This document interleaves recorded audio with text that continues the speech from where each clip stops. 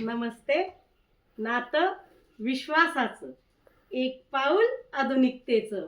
आता सर्वांनी आधुनिकतेने वागायचं. आधुनिकता काय असते? आपण जे काही घेतो किंवा विकतो त्याबद्दल योग्य माहिती असणं गरजेचं असतं. आता एक्झाम्पल, आपण हे कांदा पोसण्यासाठी वापरतो सर्वजण.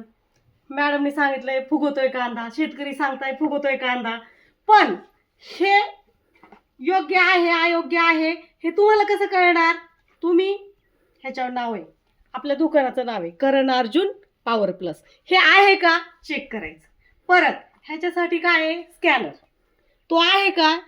स्कॅनरवरती आपल्याला समजते. हे सगळं आधुनिक पद्धतीने आहे ना, ते योग्य दिशेने योग्य चौकशी करणं गरजेचं आहे. ही कोणाची जबाबदारी? आपली. ह्यालाच काय म्हणतात? आधुनिकता.